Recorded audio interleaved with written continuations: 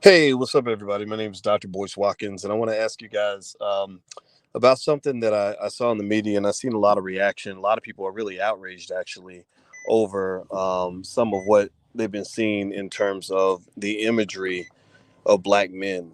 They've seen a lot of brothers. It seems to me, I don't know about y'all. I don't know if y'all noticed this or not, but it seems that the media is going out of its way to find the biggest, strongest black men they can find and putting dresses on them, putting dresses and wigs and skirts on these brothers. And I don't know about anybody else, but I know this is a little bit disturbing that they would go out of their way and work so hard to see black men in such a feminized way. But I thought I would give some context to it. And I'd be curious to know, did you guys, have you guys felt that way? Let me know. Or do you think I'm tripping? Am I overreacting?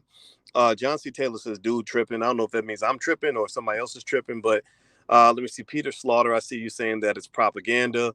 Okay, very disturbing, says sister. Yeah, I tend to agree with you, Lawrence Whitaker. It's crazy. Russell Westbrook is the latest one. And Russell Westbrook was very interesting because Russell, he's kind of known as an alpha dog of basketball players. He's not a feminine man by any stretch. He's not Lil Nas X. He ain't Billy Porter. He's the guy that that's dunking on guys and known for being very aggressive. And then suddenly, out of the blue, he pops up in this skirt. Now, maybe he's Scottish. Maybe he's representing his Scottish heritage. We all got a little white blood in us. Maybe that's what it is. But because I think I got some British or Irish. I think Irish. That's what it was.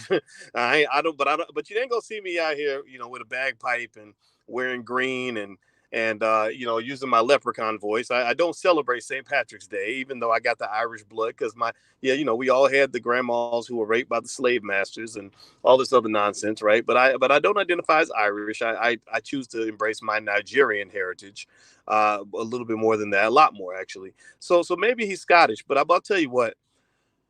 Okay, he's had other questionable outfits. Okay, so he's got a little bit of Cam Newton in him. Okay, I get that, and I don't identify with that. But then again, though, I'm not the same age as Russell Westbrook, so I'm not supposed to identify with everything he does. And I'm gonna tell you, sometimes people think something's cool just because it's different, but sometimes it's different because it's stupid. Everybody thinks that things that are different are automatically cool and better, and that you're making progress. Well, let me tell you a little secret just before I go into, because I'm gonna show you some survey results with you guys, but because I actually asked you all what you all thought, and I'm gonna tell you what the results were. But the thing is that people make the mistake of thinking that anything that's different is progress. That anything that's different, it means you're advancing, or that if you look at new stuff and you say that's just stupid, that's oh, you old fashioned, you acting old. So what'll happen is a lot of older people that are over. When I say old, I'm talking about like over the age of 35 and up, which a lot of y'all might be in that category. A lot of older people will start grabbing onto trends that are just flat out fucking stupid, like ridiculous nonsense, just so they don't appear to be irrelevant, just so you can be young. So that's where you get all these 45-year-old, 50-year-old teenagers that you see on the internet. That's where you get guys in their 40s and women in their 40s and 50s acting like 20-year-olds, like literally dumbing themselves down so they can fit in, making themselves stupid so that they don't seem uppity. Oh, you acting intelligent. You using 3-syllable words. You must be a snob. You must think you better than everybody else. No, maybe I'm trying to grow the fuck up. How about that? How about some of us? I don't know. I want to talk to the grown-ups in the room who are, my parents were like that. God bless them. I love them. They were just the types of people who would just look at some stuff I was doing. And they wouldn't tell me not to do it, but they would say, that doesn't make a lot of sense. That just seems stupid. That's like an ugly outfit, I want to encourage you to bring that part of yourselves out, because you have a lot of peer pressure happening on the internet where, think about it. For example, that dumbass milk crate challenge. Now tell me, please say yes to me if you agree that the milk crate challenge was about the most retarded bullshit that you've ever seen in your life. I'm sorry, I can't be politically correct in my language. I'm sorry. I know I ain't supposed to use the R word. I won't use it anymore. If you're in that category, I apologize. But God, it was stupid. The milk crate challenge was like the dumbest thing I've ever seen in my life. Like literally, you are climbing on these milk crates, and if for some reason there's some secret rule with the milk crate challenge that says you can't do it on, you can't put a mattress underneath the milk crates. You can't do it on a soft surface. You got to do it on concrete. and you see these people falling on their faces and hitting concrete, like landing on top of their head on concrete. I mean, I just find it fascinating that some people thought that that it was legitimate because it's popular. You know, I don't like to talk to those people. I like to help them. I like to give them a little therapy to say, you know, it's okay for you to be you. It's okay for you to have common sense. It's okay for you to say, you know what? I don't care if the whole world is doing the milk crate challenge. All of y'all can just go meet up at the hospital. I'm not doing that. Right. So I really think that when you talk about these fashion trends, when you talk about these guys, you know, I guess trying to be cool, trying to be different, trying to be trendy, you know, trying to be trendy and cool. Thank God for the people that don't have to be cool every day in order to feel like you're worthy. Thank God for the people that can love themselves even when you don't fit in. You know, thank God for the people who can say, you know, that's just stupid. I'm not doing that. Y'all go on and do that. I'm gonna be over here, right? Because that to me tells me that you have self-esteem, you have your dignity. It tells me that you're intelligent. It tells me that you are a free thinker and not a slave, and that a white man can't trick you into going along with any fashion trend just because he put 20 Negroes on TV all doing the same ridiculous crap that somebody else did. Now let me move on. I'm gonna give you guys the survey results. I put the survey on my Instagram. My Instagram is the real Boyce Watkins. Sorry, that's my Instagram, but I actually put it on my Twitter. I'm sorry, I did the survey on my Twitter. I did not actually. You can't do surveys on Instagram, but I do surveys sometimes because sometimes I have to do a reality check. Sometimes I see some stuff. You know, I'm 50 years old. When you're 50, you're not 30, right? You're 50, you're not 25. So sometimes I got to do a reality check. Like, okay, what planet am I living on? Have I gotten to become the old man who's shaking his fist at the air and everything? I don't want to be that guy, but sometimes I gotta just find out like what are black people really thinking, so that I don't think that I'm going crazy. So what I did was I said, how do you feel basically about all these brothers wearing dresses? Now, when I say all these brothers wearing dresses, the most recent examples are Kid Cudi. Kid Cudi wore a dress on SNL. He's a rapper. And then Russell Westbrook, who for some reason, you know, is wearing dresses in his latest fashion thing. And thank God there were black people on that page that were kind of letting him know, like, this ain't us, dude. This ain't us. And then but then remember this, pay attention now. You got this against the backdrop of a couple of things I want you to consider. This is not in a vacuum. The backdrop of Russell Westbrook putting on this dress is that you have a string of Hollywood actors who have, and Dave Chappelle has mentioned this and others, the string of Hollywood actors who have been asked to dress as women. Feel free to name anybody I forget to mention. The ones that come to mind are Terry Crews, Wesley Snipes, Martin Lawrence, Eddie Murphy, the Wayans brothers. Give me some more. Give me some more. I can't remember, but it's almost like a Hollywood tradition. And then of course you've got of course you've got also the Billy Porters and the Lil Nas X's, and maybe deep down, maybe Billy Porter. I believe you know what it is about Billy Porter that to me makes him different is that Billy Porter, I think he really thinks he's a woman, right? I really think he's a woman, and if I was a woman, I'd probably be insulted by that, but I'm not a woman, so I'm gonna let Billy Porter have all that. But remember, there's a reason why Billy Porter gets elevated. There's a reason why Lil Nas X gets elevated. There's a reason why certain black people get more attention than others. You know, Hollywood tends to promote black people that promote their agenda. They tend to promote black people that if you're a woman, you should be a man-hating feminist, and then they're going to put you at the top of the pile and say you represent the future, you represent great black leadership, whatever. If you are a dude and you're feminine, then they're going to throw you right at the top of the pile. You're going to get put ahead of every masculine male out there. Every heterosexual male will be put behind you in the pecking order because they want that to be that's what they are kind of promoting right now, right? And the interesting thing about it, and the reason I think it's okay for black folks to be concerned about it, is that if you read Dr. Claud Anderson's book, Black Labor, White Wealth, Dr. Claud Anderson speaks specifically, and when he comes on the platform next week, I'm gonna ask him to specifically address and put it in historical context so you can understand how this comes from the plantation. Shout out to Tariq Nasheed and his buck breaking documentary also, which shows you very clearly that there's a historical context to the effort by America to feminize the black male. The black male, when he's at his best, when he's at his most ferocious, is absolutely frightening and intimidating to everyone who's not a black male, right? We literally are the superheroes. We're the closest living manifestation to a Marvel superhero that there is. So you have the big black man who's bigger and stronger than you. He's faster than you, and then when he's smarter than you, well, he's going to defeat you on every level, and he's going to take your woman, right? And don't forget, he's got some equipment that that you can only dream about. Your woman's dreaming about it, but you'll never have that equipment, right? So ultimately, the masculine black male is a natural threat. So historically, there's always been an effort to feminize the black male. So black men tend to get elevated if they are either feminine or if they are childlike, like if they've been what they call it, infantilization, when they've made them into infants. That's why you got all these rappers. Pay attention. It's not a coincidence that you got all these rappers that use the word lil, L-I-L, like little. I'm little this and little that. Lil Nas X, whatever, little baby, right? And then also you got rappers that use the word baby. Like because if I'm a little baby, then I can't be a threat to a grown ass man, right? If I'm a little baby, then I'm not, a little baby ain't gonna take your woman. Right? A little baby is not gonna come take your property. A little baby is not gonna outsmart you, right? So the little baby is gonna get opportunities that he would not get if his name was Big Bob, Big Bad Bob, right?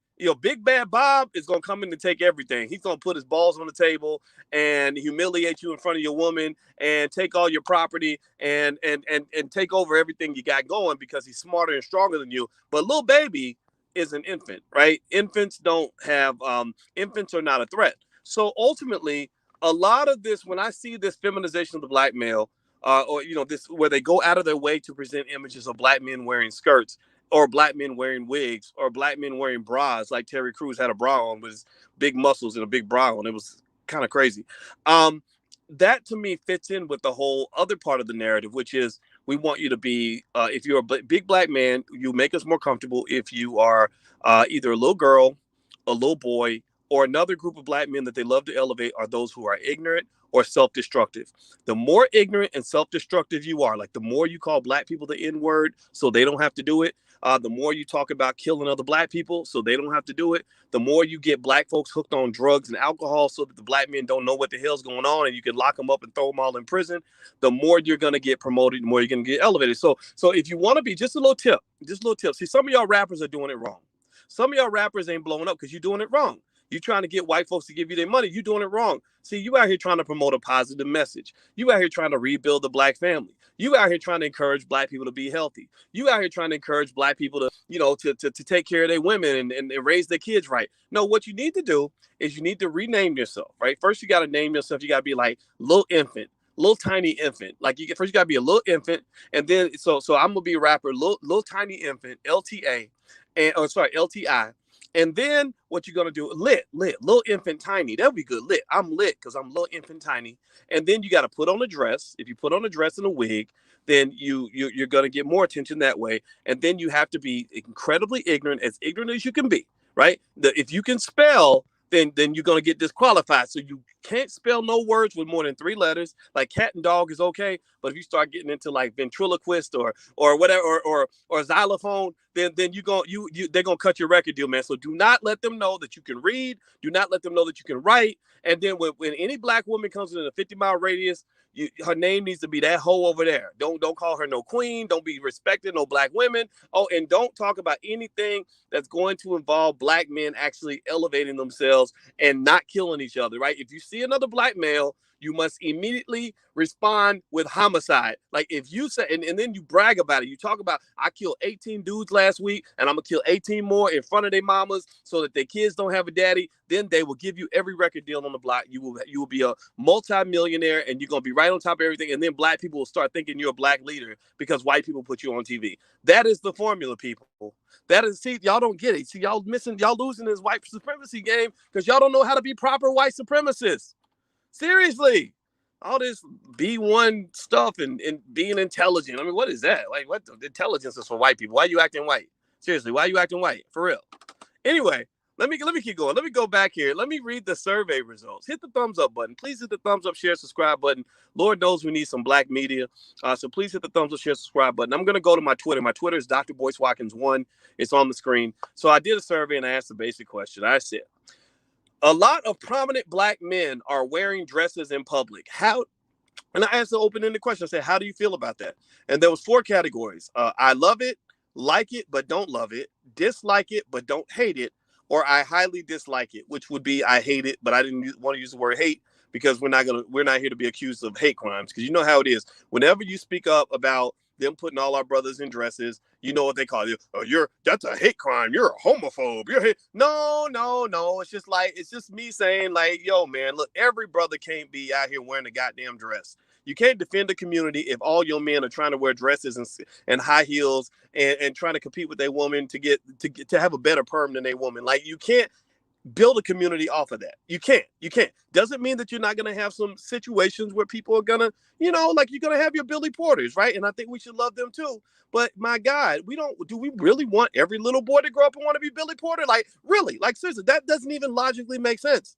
You can't have every little boy grow up and become Billy Porter, because then effectively what you're doing is you're supporting white supremacy, because white supremacy, really the way it manifests in a Black America is it's a type of colonization. They have colonized your mind.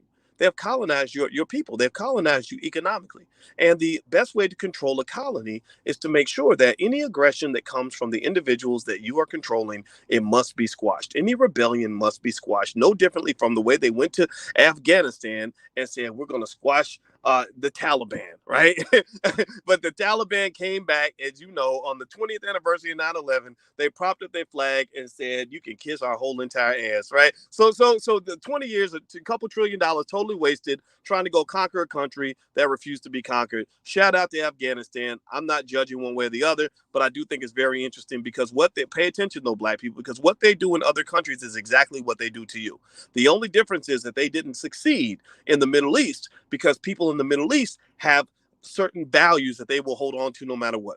The people of the Middle East, unlike yourselves, Muslims, most Muslims I know, no matter what variant of Islam they believe in, most Muslims I know have a backbone. Like, most Muslims I know, they believe in family. Most Muslims I know will go all the way to the ends of the earth to fight you if you try to disconnect them from the values that they believe in. Black folks, unfortunately, many of us, because we have too much of that slave culture and we don't really know exactly who we are, we're kind of flimsy. You're like, look, hey, well, wait a minute, I think that shot that y'all want to give us, that might have some health implications. Well, we'll give you $500 if you tell Black people to take it. Well, oh shoot, then okay, everybody go get the shot, right? Didn't do no research, didn't think it through, whatever. Or maybe me rapping about murdering Black people and raping little girls and doing terrible things, getting young kids on drugs. Maybe that's a bad thing. Well, we'll write you a check, Tyrone, and get you 2 gold chains and a Mercedes. Oh, well, oh shoot. Well, let me make 2 of them albums, dog, for real, right? Because and that's what happens. You can be bought. People who don't know who they are easily bought. They're easily manipulated. They're easily impacted by propaganda. They're easily influenced by propaganda, right? The person who doesn't know who he is, that's why I'd say we need more sturdy Black folks. Sturdy means solid, like I'm a rock, like I'm right here. A rock doesn't blow around in whatever direction the wind blows, right? A rock says, no, I'm just going to be here. I'm going to feel the wind, but I ain't got to go with the wind, right? So we got a lot of leafy, flimsy Negroes in the community, but then we got our rocks, right? So the people I like talking to are the rocks. And a lot of y'all are here, I can tell, if you are a rock, type the word rock in here, because I want you to kind of use that analogy to understand what it means to live in a world where media is constantly being used as a form of indoctrination into a specific set of ideas that tend to be aligned with whatever your oppressor believes or whatever they want you to believe, right? I need to hear from people that understand that education is one of the greatest indoctrination processes that exists in America. That's why the most educated Black people are the ones who are adding the most to the racial wealth gap. You used to think that the educated Negroes were going to pull you out of your economic setback, when actually it's the educated Black man who is actually pulling us deeper into the pit. It doesn't mean education's bad. It just means you were miseducated. You understand? There's a difference between education and miseducation. And a lot of us think we got education when really we just got a whole lot of double dose, triple dose, booster shot of miseducation, right? Y'all got the double shot, booster shot, extra shot of miseducation. So now you've been infected with this virus called white supremacy, and everything's falling down around you, and you don't understand because you think you did all the right things. Well, that's the nature of the trick, right? We want to convince you that you're doing the right thing when actually you're doing the wrong thing. So you'll do more of what you think is the right thing when really you're doing more of our dirty work. That's how white supremacy works. Only some people are going to get it, but it's okay. I'm going to put it out there. All right, so do me a favor. Hit the thumbs up, share, subscribe button. Let me read this. Okay, so I said, a lot of prominent black men are wearing dresses in public. How do you feel about that? 4% of you said, I love it. Okay, so that's okay. That's cool. 1% said you like it and don't love it. So that's a total of 5% of the respondents that are on this platform that follow me on Twitter. I have about 126,000 on Twitter, something like that. 5% of you said that you like it or love it. 13% said dislike it but don't hate it. 82% of you said I highly dislike it. Highly dislike it. So that means 95%. Pay attention now. There's a reason I did this survey. 95% of the black people from this particular community, from the B1 space, you're talking about hundreds of thousands of people now, 95% of you have a big issue with seeing your men in dresses and skirts. In fact, let me do a quick straw poll in this chat. How do you feel about Russell Westbrook? Type in maybe one or two words. How do you feel when you see Russell Westbrook or or I don't know, a Terry Crews, big strong black men dressed as women?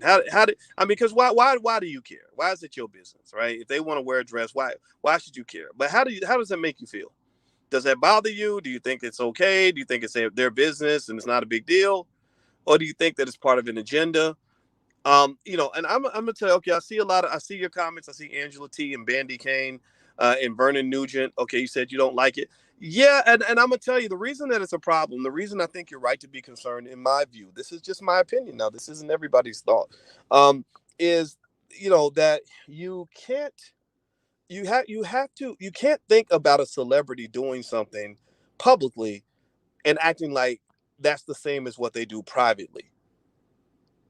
If Russell Westbrook decided that he wants to wear skirts and pantyhose and high heels around his house in the privacy of his own home, I don't care about that. I mean, that's his right. Good, man. I hope you get the right size. Cool. I hope your wife is cool with that. Like, if she's cool with it, then I am. Right? That's your business. But when you present an image to the public, you're doing it under the scope of the fact that you are an influencer.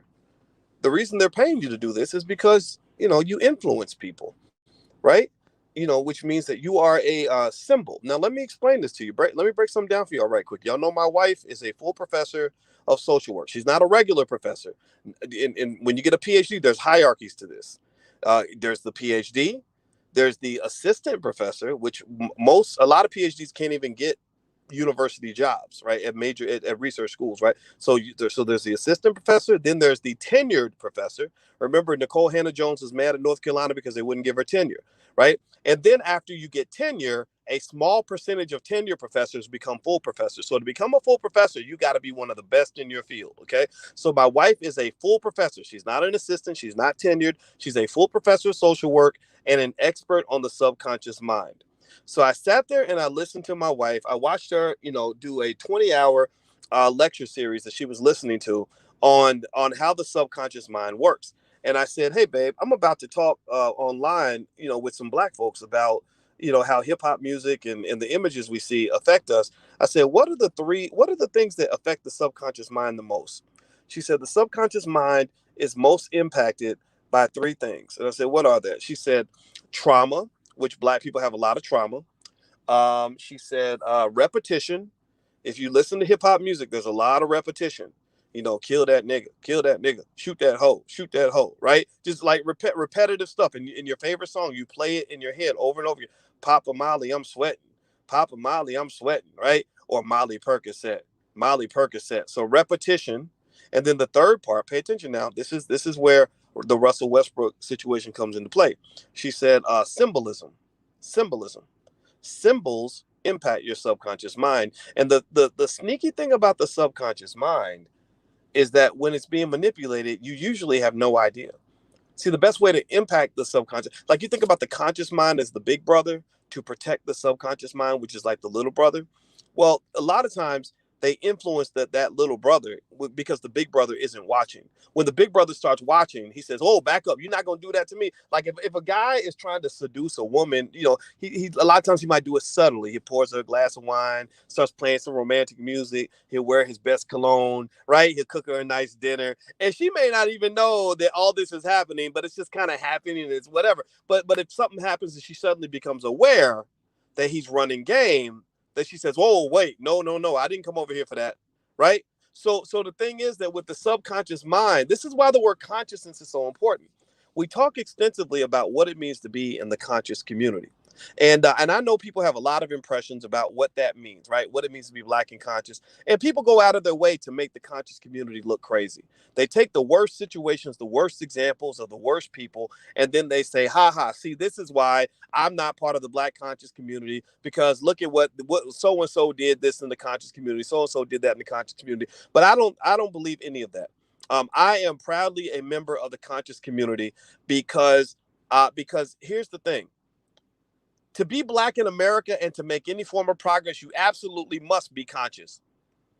You must be conscious. Now, my definition of conscious might differ from somebody else's definition of conscious, but to not be conscious means you are unconscious. That is the only thing you can be. If you say I don't want to be conscious, then what are you saying? You're saying I don't want to be alert. I don't want to be aware. I want to be asleep. Right. So the Negroes that talk smack about the idea of being conscious or think being conscious is radical and crazy are pretty much the people who are saying that if you are Black, then stay asleep so they can keep molesting you in your sleep. Stay asleep so they can continue to manipulate you while you're knocked out. Right. So I like the idea of being conscious. Consciousness means that you analyze, you take a second to be aware of everything. You pay attention to everything you eat, because if you don't, then they will unconsciously put poison in your food that will kill you. And it's working because tens of thousands, while they got you focused on the virus, you got probably 100,000 Black people that died from preventable illnesses related to the food you're eating just this year alone. Cancers coming from the food just this year alone. You don't even know it because you're unconscious. You're focused on what's going on with COVID, but you don't understand all the pre-existing conditions they are injecting into your body every single day. Right? Same thing. We talk about education. We can talk about the music. We can talk about what they get you to do with your money. How you support white businesses far more than you ever support Black businesses. You boycott Black businesses, but you support the hell out of white businesses, and then wonder why Black people ain't got no money. Well, that's because they have they have gotten you to unconsciously give away over $1 trillion in wealth, because most consumption experts, most marketing experts will explain to you that the ability to manage the subconscious mind is a critical aspect of how corporations market products to you. They don't want to get you in the ways that you're getting got. Nobody wants to be sold to. They sell to you in a way where you don't even realize that they convinced you to go buy their product. So what I'm saying here with this is I'm not even telling you what to think about Russell Westbrook wearing the dress. For all I know, Russell Westbrook could be a descendant of Mel Brooks in that movie. Remember that movie he was in Braveheart? He might be a descendant of Braveheart or William the Conqueror or something. Maybe he's part Scottish and he's representing his Scottish heritage. And that is what it is. I'm not even here. And Lord knows I ain't gonna diss Russell Westbrook. Shoot, like sometimes I run into famous people, and I don't want Russell Westbrook running up on me trying to fight me or whatever. Then my security would have to kill him, and that would be tragic, But so I'm not gonna really talk about Russell because I don't know specifically why Russell wore this kilt, skirt, dress, whatever this is. But what I will say is that you must be conscious. You must be conscious of the messages that are presented to your people on a regular basis, because everything they present to you has some sort of message attached. There's a reason why the gay person in the movie is almost always the Black guy. I want you to pay attention to how many movies where the one gay person or whatever is usually the Black person. Right. And it's kind of like, okay, we need Black people to get on board with this, whatever agenda we have. And again, you don't have to be anti anybody to do this. I'm not encouraging you to be anti. I don't want you to mistreat anybody. Right. We're not doing that. I don't support any of that. I know people that do that and I don't support that. But what I am saying is that there's always an agenda. There's always historically been an agenda to turn the Black man into either a little girl or a little boy. That's why the Migos, when they did that one Sprite commercial, I pointed that out to y'all. They were riding big wheels. What the hell does a grown man have to do on a big wheel? What is a grown man doing on a damn big wheel? That doesn't make any sense. Well, that is, if you understand the history of turning the black boy, the black male, into a child or into a woman, then you'll understand that there's a reason for that. There's a reason why so many black men in Hollywood end up dressing like women. In fact, think about this, right? If you, I could probably name about 10 black male actors who have dressed as women in the last, say, 15, 20 years. You probably can't name 5 prominent white males. Think about this. There's more white male actors in Hollywood than there are black males. Do we agree? Do you agree with that? That there's more white males, far more white male actors than there are black males, right? So I want you to tell me, when's the last time you saw, in the last 10 years, when's the last time you saw Leonardo DiCaprio in a dress, in a wig, or a skirt? I'll wait. Name another big Hollywood star. What's that guy's name? I forgot. I can't remember their names. I don't remember all the white guys' names. But when's the last time you saw, I don't know, Ben Affleck in a dress or a skirt? Seriously, let's keep going. Let's name. Give me some more white boys that are really prominent. I can't remember their names because I don't follow. What was the other guy's name? Matthew McConaughey. Matthew McConaughey. When's the last time you saw Matthew McConaughey in a wig and a dress? When's the last time you saw Tom Cruise in a wig and a dress? When's the last time you saw Brad Pitt in a wig and a dress? Now, what's fascinating is It's Me Again mentions Tootsie. Now, Tootsie's, I'm glad you brought that up. When was Tootsie made? Tootsie was made in like 1984. You got to go back, you got to go back over 35 years to find a white man. I mean, you got to go deep to find a white man in a dress and a wig, but you ain't got to go, you go back 2 months and find a black man. What is the deal with that? Like, what's happening here? Right? So there is something there. I don't think you're crazy if you're as concerned as I am. But then again, being concerned and being mad about it, I don't think that's the whole answer. I'm not here to sit here and just shake my fist at white people and get mad at them. We don't do that here. What we do is we solve problems. So let me tell you about the All Black National Convention that's going to happen at the end of October. I just had a conversation with Queen Afua. Queen Afua is officially on board. She is going to be at the All Black National Convention along with a lot of other experts from Julian Gordon, Brother Nuri Muhammad, Vicky Dillard, Dr. Claud Anderson. We got about 35 to 40 experts in the Black community that are coming together in Orlando the weekend of October 29th to solve problems in the Black community. So I hope you will join us at the convention. This is something that we're doing in our community. We're building this, we're creating this ourselves. You will benefit from participating. So bring your family. allblacknationalconvention.com, the weekend of October 29th through November 1st. You can get your passes now. Also, there's a link on that page where you can become a vendor if you want to be a vendor, if you have a Black business, or if you want to be a sponsor. We're looking, if you got a business and you got it like that, and you want us to sponsor you and promote you and help you make money, we'd be happy to do that. There's sponsorship packages, vendor packages, there's tickets you can buy, all kinds of stuff. And the number one goal is to solve problems in our community. So allblacknationalconvention.com is the URL. Feel free to take a look. I hope you guys will join us. And also, I mentioned that book club every week where we're reading Dr. Claud Anderson's book, Black Labor, White Wealth. Every Wednesday night at 8:30, we're going through that book. blackkeystogreatness.com is where you can sign up for the book club. So go to blackkeystogreatness.com and you can join the book club. That is totally free. And every week, I'm literally reading paragraph by paragraph Dr. Claud Anderson's book, Black Labor, White Wealth, and I'm analyzing it and breaking it down. Some weeks, Dr. Anderson actually joins us. Some weeks, it's just us. But either way, we're going to break it down and we're going to learn this stuff because I think Black folks need to understand our history if we're going to build a proper future. You can't build a proper future if you haven't learned from the mistakes of the past. You can't dismantle white supremacy if you don't even know how it was built in the first place. So we're dismantling and understanding the systems that exist in America so we know exactly how to build better systems and to evacuate the building on systems that are harmful to us now. Literally, you must socially distance yourself from all the ideas and all the things and all the people that are harmful to the agenda that matters to you. What is an example of a Black agenda? Well, one of the things that we believe on this platform is we believe in the Black Core of Three. The Black Core of Three is that we believe that Black people will be better off if we are able to educate our own children, create our own jobs, and support Black businesses. If we can educate our own kids, we can control what they think, we can control their value systems, right? And if we can educate them to help our community, not to go and work for white people and build up white communities, they can build up Black communities. And then creating your own jobs means that you need an army of millions of entrepreneurs. We need a few good men and women who are going to build the future. Are your children going to be ready to build the future? Meaning, are they going to be ready to start businesses? Are they going to be ready to make real estate deals? Are they going to be ready to make investments? Are they going to be prepared to go out and get resources so they can develop industry, create jobs, create structure, right? This is a type of training that kids must have at an early age in order to be prepared to be self-sustained. So terms like do for self, when I say do for self, I have thought for thousands of hours on what do for self really looks like,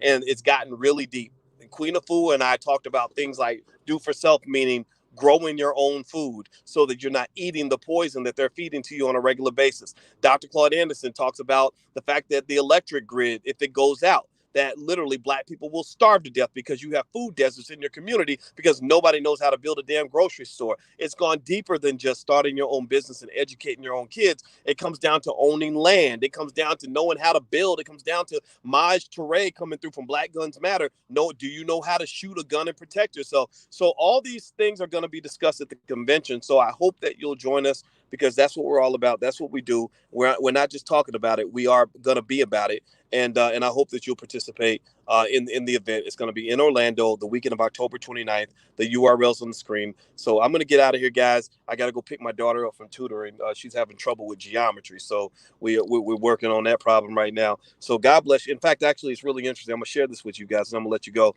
I was talking to my daughter. You know how it is talking to a 14-year-old. Like, you got to find any way to talk to them, to connect with them because they won't tell you nothing.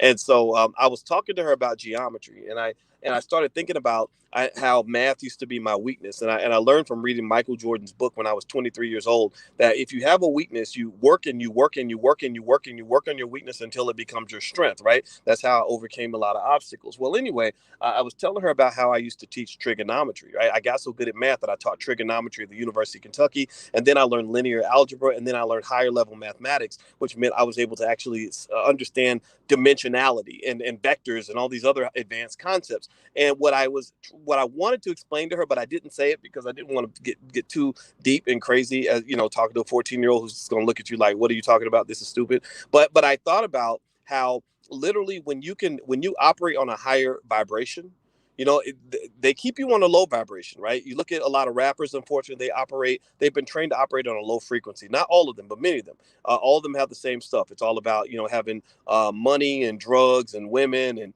and weapons and stuff like that. It's the same thing over and over again, which shows a lack of progress, lack of development. To me, that's low vibrational thinking, right? But if you go to higher dimensional or higher vibrational thinking, what happens is mathematically is that when you can go to higher dimensions, you have a massive advantage over people and systems and situations that operate on lower dimensions. Like if everybody else is operating in the two-dimensional space and I can go to that third dimension, then a three-dimensional object can go above the two dimensions and can see the whole playing field in a way that a two-dimensional thinker cannot.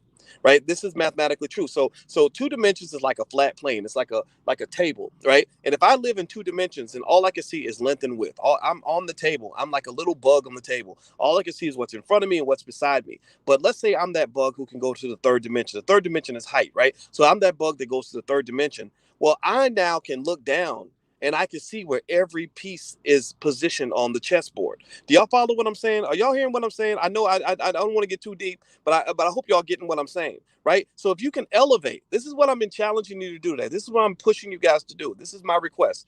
I want you to try to elevate, right? I want you to go to a higher dimension of thinking. I want you to try to look at all the pieces on the chessboard, look at the whole playing field. And then what happens is you gain LeBron James-like court vision. One of the reasons, a lot of you may not know this, but in my view, one of the reasons LeBron James, who plays with Russell, by the way, is one of the best basketball players in the game is because he had excellent court vision. He could see everything that was happening. He could see all the plays developing. So when you go to that higher dimension, if everybody else is on 1 and 2 dimensions and you go to the third or fourth dimension, you gain a type of sight that other people do not have, right? And that ability to elevate is what I want you to gain, then that's what I want you to give your children. So some people, and when you elevate, people are going to make fun of you. They're going to say, oh, you being an uppity Negro, or oh, you being a snob, or oh, you think you better than everybody else. Well, shit, maybe you are better than everybody else. So the way I see it is, if you putting in more work than everybody else, then why wouldn't you be better than everybody else? I mean, it wouldn't make any sense if you're putting in more work than everybody else and you the same as everybody else. Well, why put in more work? Why not just give up like everybody else and do nothing, right? So when you put in more work than everybody else and you put in more preparation than everybody else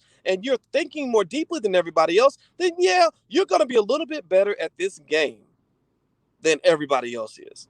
So go out here and accept the idea that it's okay for you to be better than everybody else. You ain't got to tell them, but you better damn sure better go out here and show them, because one of the problems we have is that we don't glorify intelligence and enlightenment. We glorify ignorance. So when you show a little enlightenment, you show a little intelligence, somebody comes along and says, oh, you being uppity, you being a snob, you acting white. And then what happens is that you're a third, fourth dimensional thinker. You reduce your dimensionality. You reduce yourself to 2 dimensions so you can be like the other dumb Negroes on the street that are headed for slaughter.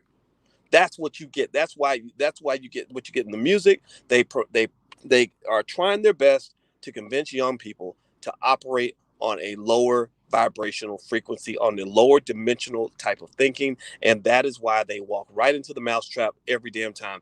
Do you all understand this? And I hope she doesn't mind me sharing this. If you don't know about Queen Afua, you should. AFUA. That's how you spell it. Queen Afua. When I talked to her about, we were making some conversations about business deal. You know, I wanted her to come to the convention and everything. Every time we talked, if she had a decision to make, you know what she would say? She would say, you know, I need to go meditate on that. I'm going to meditate on that. Right. And that, to me, I gained so much respect when I heard that, because people who meditate, who just kind of kick back and think about things and say, wait a minute, this don't make no sense. Let me think this through. Those are the people that make the best decisions. So I need you to reject this idea that there's something wrong with Black people who like to think. Y'all need to be the biggest thinkers on the damn planet, because y'all are the ones who are hunted on the most regular basis. So that's my 2 cents on the issue. I got to go. I'm going to go pick up my daughter. allblacknationalconvention.com is where you can go to join the convention if you'd like. And also, if you want to follow me on Instagram, there's my Instagram, The Real Boyce Watkins. I'm out of here, guys. Have a good night. God bless you. Thanks for listening. I'll talk to you soon. Love you. Peace.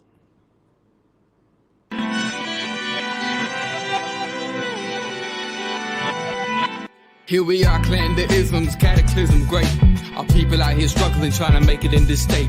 Everybody out here doing it, but we the ones too late. Now family, we the ones who gotta delegate. Get that money in the power, never be fake. Stick to cosign for 3. What did he say? Create jobs, support our own.